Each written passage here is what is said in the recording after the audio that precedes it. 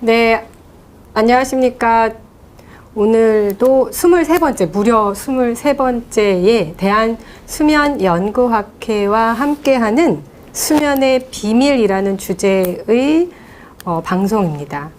오늘 많이 기대하고 들어오셨을 것 같은, 그동안 저희가 많이 다루지 않았던 주제였거든요. 오늘은 너무 화려한 그 제목인데, 이갈이와 몽유병.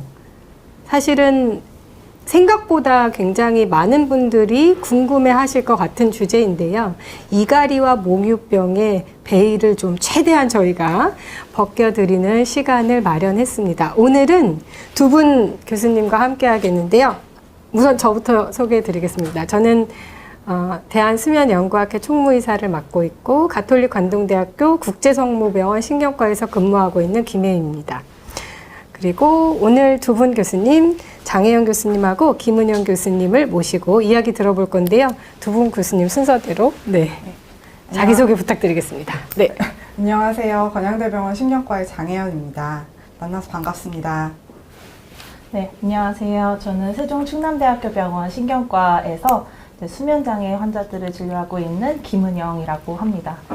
네, 두 분 교수님 모두 사실은 수면장애, 수면의 불편함을 느끼는 환자들 많이 만나시는데, 오늘은 조금 우리가 사실은 외래에서 진료실에서 만나는 빈도보다는 진료실에 그냥 괜찮겠지 하고 안 찾아오실 수도 있는 수면장애를 말씀드리려고 하거든요. 첫 번째로 우리 장혜영 교수님의 이갈이에 대해서 저도 굉장히 궁금했던 내용인데 듣도록 하겠습니다. 부탁드릴게요. 네. 이게 제목을 베일을 벗다 이렇게 주셔가지고 이런 식으로 네, 베일을 벗어도요? 네, 만들어봤습니다. 저 사실 제가 이갈이 환자라서 사실은 제가 의사로서 이갈이 환자를 보는 것보다는 제가 사실 평소에 더 궁금했던 내용이기는 했거든요. 그래서 공부를 하다 보니 뭔가 땅을 파고 들어가게 되는 결과가 좀 나온 것 같긴 한데, 그래도 공부를 한 거를 또 여러분의 어떤 눈높이에 맞게 좀 열심히 설명드려 보겠습니다. 그래서 말씀드릴 순서는 이갈이가 이게 질환인가 아닌가를 먼저 말씀드리고요. 그리고 이제 내가 이갈이를 하는지 어떻게 알 수 있는지 자가진단을 하실 수 있게 좀 팁을 드리고, 그다음에 얼마나 많은 사람들이 이갈이를 하고 있는지 이렇게 좀 통계 같은 걸 말씀드리고요. 이게 제가 오늘 제일 신경 쓴 부분인데 왜 생기는지에 대한 여러 가지 이론들이 있거든요. 아직 이게 딱 밝혀진 건 아니지만 또 여러 가지 그런 이렇게 추정이나 이론들이 있어서 재밌는 부분이 있고, 또 신경과 의사로서 그런 부분이 더 관심이 가기도 해서 정리를 좀 해와 봤고요. 그다음에 치료해야 하는 경우와 치료 방법 이런 순서로 설명을 드릴 텐데, 사실은 그 이전에 비욘드 채널에서 이갈이 치료에 대해서는 한번 자세하게 다뤄주신 적이 있어서 이 부분은 조금 간단하게 넘어갈 수도 있을 것 같습니다. 네. 이갈이는 질환인가 아닌가?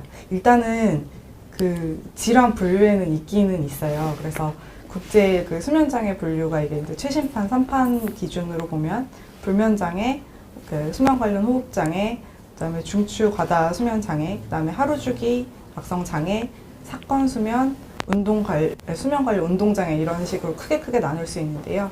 그 중에 이제 운동장애 중에 수면 관련 이갈이가 들어가 있습니다. 하지만 이제 최근에 밝혀진 많은 연구에서 이 그 수면을 유지하기 위해서 생기는 어떤 정상적인 생리 변화라는 의견들이 또 많이 나오고 있고, 이 부분을 뒤에서 왜 이갈이가 생기는지에 대해서 다시 한번 정리해서 자세히 말씀드리겠습니다.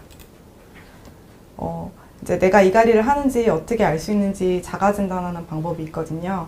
그래서 이제 설명을 먼저 드리면, 일단은 사실 자가 진단보다 옆에서 얘기를 해줘요. 저도 이제 일을 가면 일단 편히 이제 고개를 이렇게 돌려주거든요.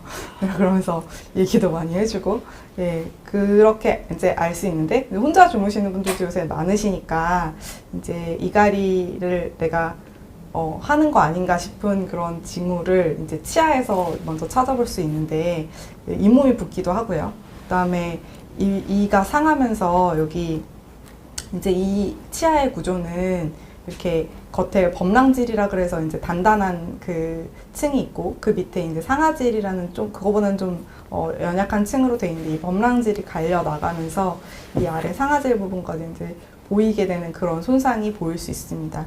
또 여기 그림에서 보시는 것처럼 금이 가서 보이기도 하고요. 이제 이런 손상이 생기면은 뭐 이렇게 따뜻한 뭐 커피를 마시거나 아니면 시원한 물을 마실 때 이렇게 찌륵하면서 그 아픈 느낌이 와서 이제 처음에 충치가 생겼나 하면서 가시는 경우들도 많이 있으신 것 같습니다. 이제 요거는 진단 기준인데 이제 그렇게 의심을 해서 병원에 가면 이제 의사들이 물어보겠죠. 이제 정의 자체는 치아를 갈거나 이를 악물거나 그 다음에 이제 아래턱을 이렇게 긴장시키고 이런 특징으로 반복적으로 이제 드륵드륵하면서 가는 어떤 턱 근육의 운동이 되겠고요. 또 이제 그 이 두 가지 기준이 충족돼야지 이갈이라고 할 수 있는데 빈번하게 이갈이 소리가 들리고 또 이제 객관적으로 봐서 이제 이런 임상 징후가 보여야 되는데 그 이갈이 때문일 거라고 생각되는 비정상적인 치아 마모가 있거나 아니면 이제 그 턱 근육에 통증이나 피로가 있을 때 요거 둘 중에 이제 하나가 있으면서 소리가 확인이 되면 이제 이갈이로 진단이 되는 거고요. 요게 이제 앞에서 말씀드린 그 국제 수면장애 분류에서의 이제 정의입니다.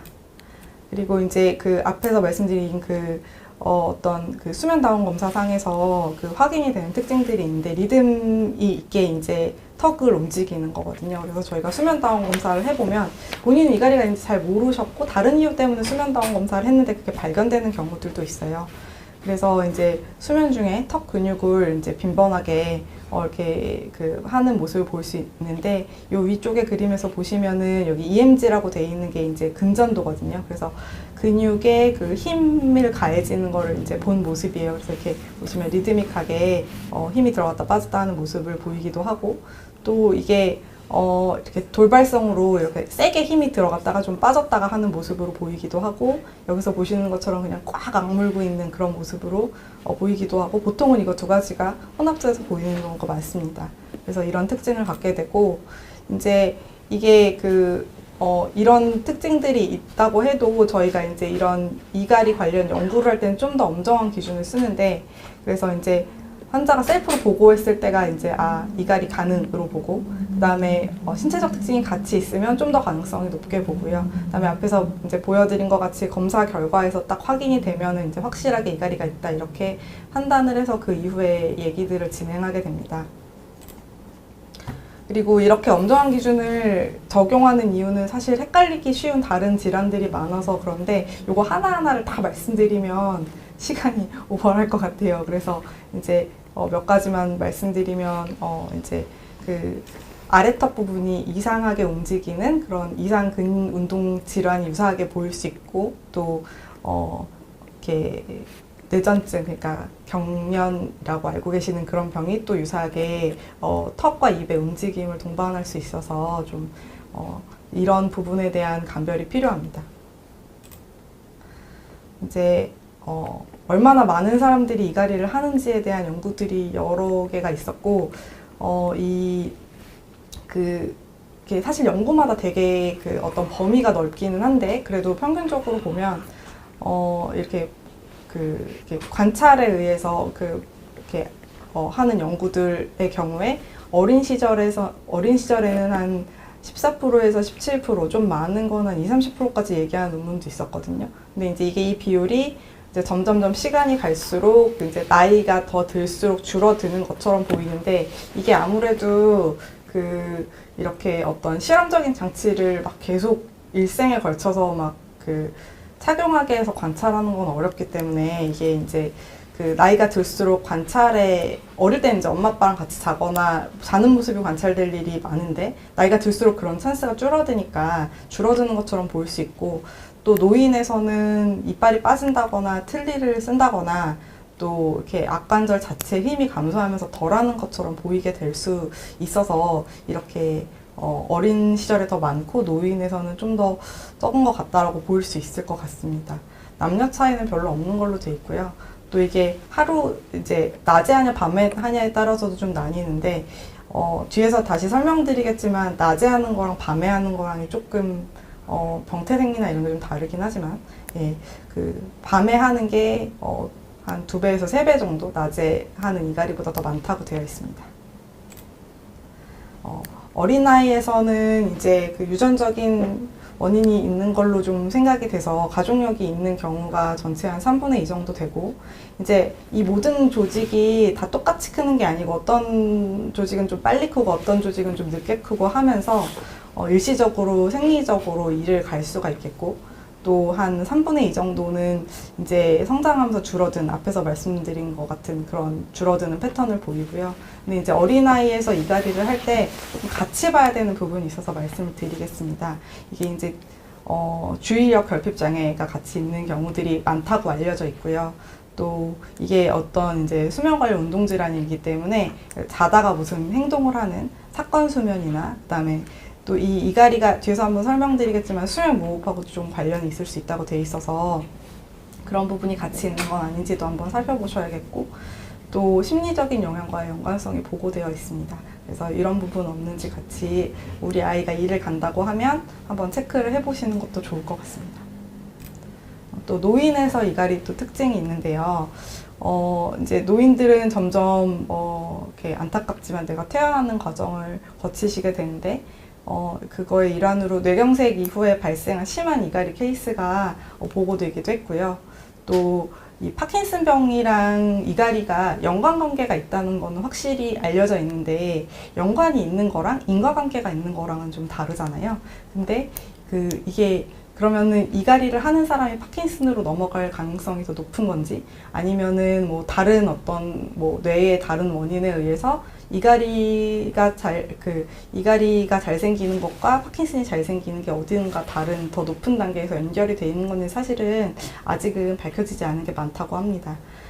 그리고 이제 한 번쯤 주변에서 보신 적 있을 거예요. 연세 되게 높으신 어르신이 이렇게 이랑 아래턱 부분을 계속 이렇게 오물오물하는 것처럼 움직이시는 그런 이제 병이 있는데, 그게 이제 의학용어로는 오로페이셜 타디브 디스키네지아라고 하는 병이 있거든요. 그래서 그럴 때, 그러니까 이런 게 있을 때 또 이갈이가 같이 동반될 수가 있고, 아니면 이갈이랑 또 구별해야 될 필요가 좀 있는 병이기도 해서 이렇게 소개를 드려봤습니다.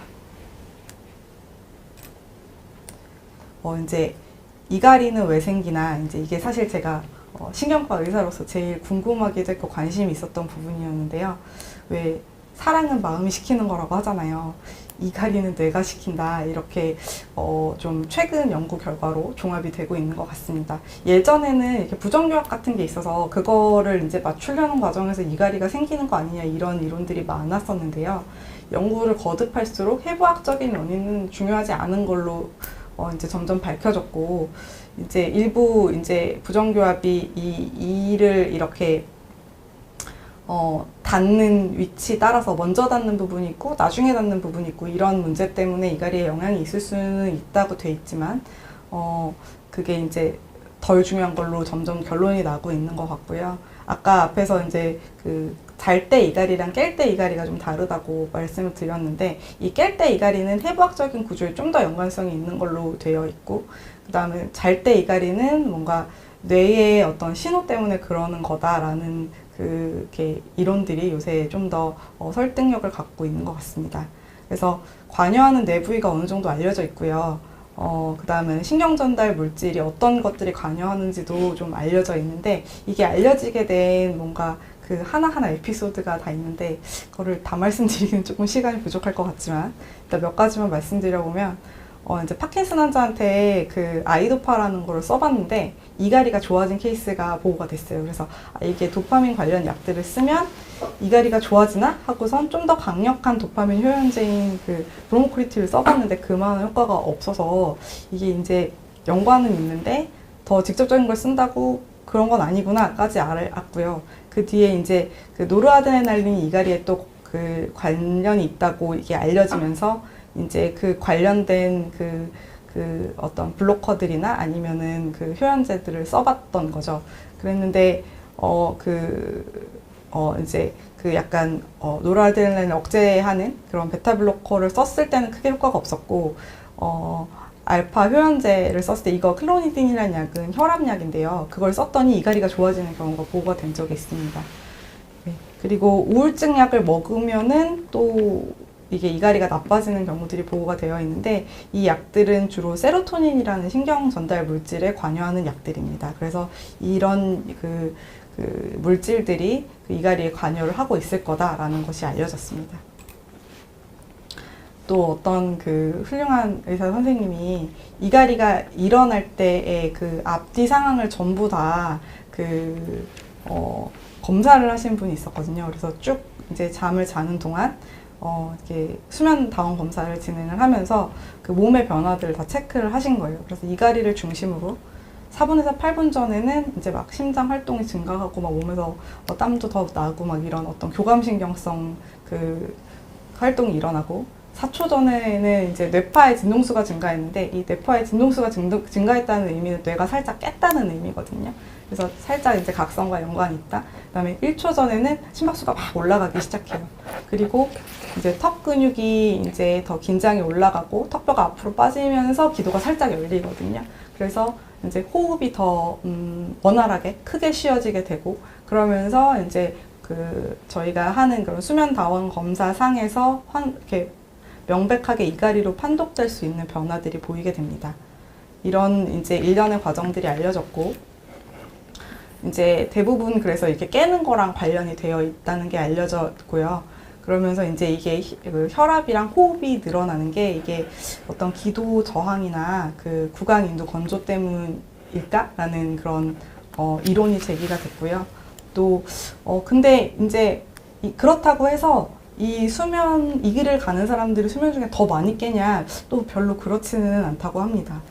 그리고 이제 수면의 어떤 단계에서 그 이갈이가 많이 나오는지 조사가 되어 있는데 여기 옆에 그림에서 보시면 이게 이제 정상 수면의 구조거든요. 근데 정상 수면은 이렇게 렘 수면과 논렘 수면으로 나뉘는데 렘 수면은 꿈꾸는 잠이고 이제 논렘 수면은 이제 이렇게 뇌가 쉬는 단계인데요. 이렇게 1, 2, 3로 갈수록 점점 깊어지는 잠입니다.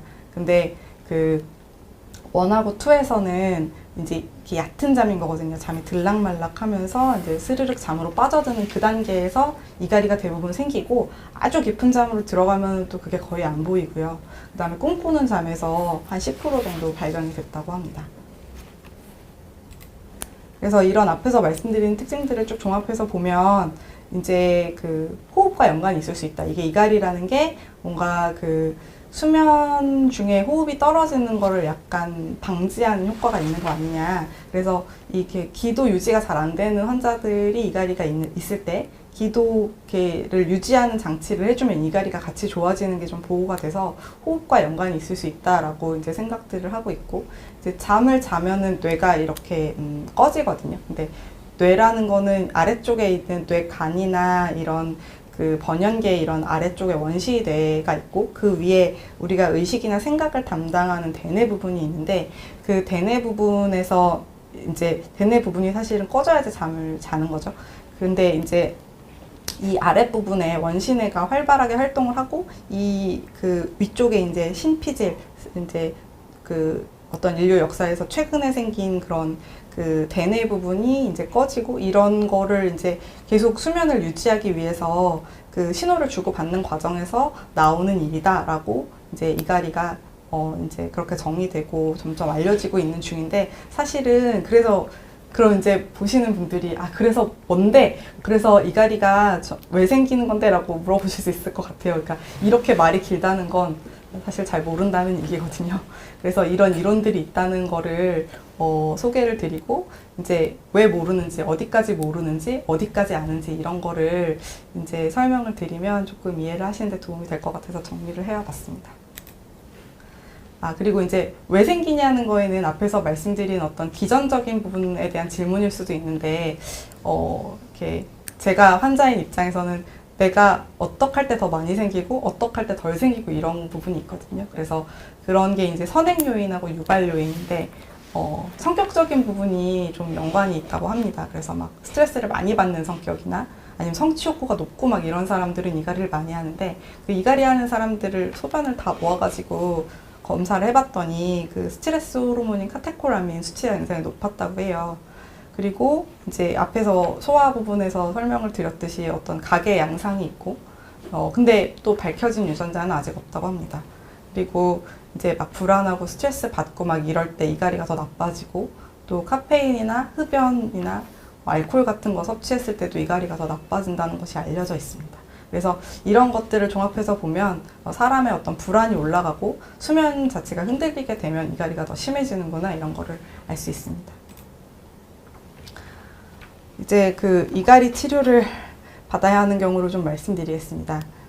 일단은 이제 소음 때문에 누군가가 고통을 받고 있다면 그게 본인인 경우는 사실 거의 없는 것 같고요. 주변 사람이 고통을 받고 있다면 이제 치료를 시작해야 될 수 있고요.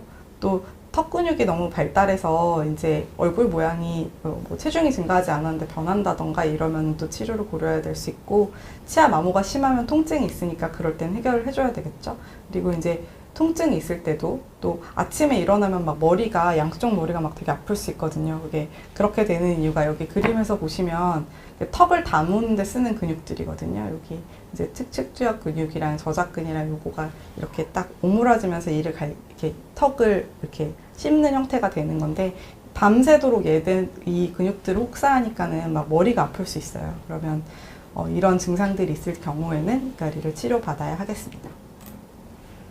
그 다음에 또 이렇게 뭐 먹거나 마시는 거에 의해서 확 시린 느낌이 올 수도 있는데, 아까처럼 이렇게 그 크랙이 가 있는 경우에도 그럴 수 있고, 그 다음에 이제 범랑질 부분이 많이 벗겨지면 이 주변에 이제 그 상아질에 이 신경 그 세포들 연결된 부분이 이제 노출되게 되면서 그런 그 시리고 이렇게 뜨겁고 차갑고 이런 것들이 더 강하게 느껴지거든요. 그러면 이렇게 불편한 그거를 느끼실 때는 이제 치료를 해야 되는데, 사실 그 전 단계에서 어떤 보호를 하는 치료를 하는 것들이 사실 더 권장이 되긴 합니다. 이제 마지막으로 치료 방법을 좀 소개를 해드리겠습니다. 일단은 앞에서 말씀드린 악화시킬 수 있는 물질들을 조금 이제 제한을 해야 되겠고, 알코올이나 카페인, 담배, 그 다음에 우울증 약을 드시고 있는 중인데 나빠졌다 그러면 그 다른 계열의 약물들로 좀 바꾸는 것이 필요하겠습니다. 그리고 이제 약물 치료는 클로나제팜이라는 약간 안정제, 그 진정제 계통의 약이 알려져 있고요. 앞에 설명드린 클로니딘이라는 그 혈압약이 있는데, 이게 사실 그렇게 많이 쓰이진 않는 것 같습니다. 다른 심혈관계 영향이나 이런 부분들 때문에 아직 이렇게 보편적으로 쓰이는 약물은 아닌 것 같고, 이제 보톡스 주사를 놔서 이 근육의 힘을 떨어뜨리는 또 치료를 하시기도 합니다. 그러면 이제 사실 턱이 조금 작아지는 어떤 부수적인 효과까지 같이 좀 보실 수 있다고 하고요. 또 이제 사실 이 구강 내 보조 장치, 이게 사실 거의 첫 번째 선택할 수 있는 제일 좋은 치료인데, 이게 그 이갈이 자체를 아예 어떤 물리적으로 확 막아버리게 되면 오히려 그 턱 관절이나 이런 데 무리를 줄 수 있거든요. 그래서 이갈이 자체를 막진 않으면서 이갈이 때문에 생길 수 있는 치아의 손상을 방지하는 그런 구강 내 보조 장치들이 나와 있습니다. 그래서 이런 거를 치과에 가서 맞춰서 하시는 게 제일 이제 추천이 된다고 하고, 이 부분은 예전 다른 치과 선생님이 자세하게 설명하신 영상이 있으니까 참고를 하시면 좋을 것 같습니다. 또 이제 아까 말씀드린 이게 부정교합이 있다고 다 이갈이가 생기는 건 아닌데, 부정교합을 일으킬 수 있을 만한 이갈이를 일으킬 수 있을 만한 부정교합이 있을 때는 이제 교정을 해주면 일부 도움이 되는 경우도 있다고 하고요. 이제 인지행동 치료 이 부분이 좀 저는 재미있었는데, 이게 막 연구가 되게 많더라고요, 생각보다. 그래서 펩토크라 그래서 막 격려하는 어떤 얘기를 해주면 이갈이가 좋아지는지 이런 연구도 있었고, 막 최면 연구도 있었고, 근데 막 결과들은 다 뭔가 효과가 있는 것처럼 그렇게 나오긴 했습니다. 그 다음에 이제 하나 소개해드리고 싶은 게 저작근 스트레칭인데, 사실 이거 제가 이번에 이갈이를 공부를 하면서 좀 알게 됐거든요. 이게 하시는 방법이 혀를 이렇게 이빨하고 그 바로 안쪽에 잇몸 부분에 이렇게 대시고 이렇게 쭉 미시는 거예요. 이렇게 하면은 여기 저작근 부분이 이렇게 벌어지면서 이렇게 스트레칭이 되면서 조금 이갈이가 있으신 분들은 이렇게 시원한 느낌을 받으실 수도 있고, 또 이갈이 자체가 조금 호전되는 효과도 같이 있다고 합니다. 예. 그리고 마지막으로 이제 소개드리고 싶은 거는 비교적 최근에 나온 치료 방법인데요. 이제 바이오 피드백이라고 해서 일종의 사실은 인지행동 치료의 일부예요. 그래서 어떤 거냐면 이제 이를 득득득 갈고 있는데 옆에 사람이 살짝 깨워주는 것 같은 그런 효과가 있는 거죠. 그래서 이제 그거를 전기 자극이나 진동 자극, 소리 자극으로 하는데 이렇게 많은 장치들이 이렇게 외국에서는 시판되고 있고 우리나라에서는 뭐 이렇게 뭐 이를테면 아마존 같은 데서 구입을 할 수는 있는데 막 이렇게 벤더가 있어서 이렇게 보급을 하고 있는 상황은 아닌 것 같아요. 그래서 여기 그림에 보시는 것처럼 이빨에 물고 이게 이갈이 자극에 들어오는 걸 감지하면 진동을 살짝 줘가지고 이제 그 행동을 멈추게 하거나 아니면 전기 자극을 줘서 멈추게 하는 방법도 있고 여기 이렇게 옆에다가 이렇게 여기 아까 보신 그 측두근이랑 여기 그 저작근 있는데 붙이면 이렇게 근전도 신호를 감지해서 아프지 않을 정도의 약한 전기 자극을 이렇게 주는 그런 장치들이 있습니다. 근데 이게 걱정이 되잖아요. 이렇게 누가 살짝 깨우는 거랑 비슷한 거니까. 이게 이제 그래서 이게 수면의 질에 영향이 원래 이제 이갈이 자체는 더 많이 깨우거나 그러지 않으니까 최소한 본인은 그래서 이거에 대한 이걸 쓸 수 있으려면은 이 본인이 좀 덜 그러니까 깨는 거에 영향이 없어야 되는데 이제 이것도 연구 결과가 되게 다양하고 이게 별로 안 깨운다. 그러니까 예를 들면 얕은 잠일 때는 살짝 깨우지만 깊은 잠을 그렇게 많이 방해하지 않고 수면 전체 시간에도 별로 영향이 없다. 이런 연구도 있고요. 아니다. 좀 깨우긴 깨운다. 수면의 질을 조금 떨어뜨린다. 이런 연구도 있어서 이거는 아직 조금 논란의 여지는 있는 것 같습니다. 네, 제가 준비한 거는 여기까지입니다.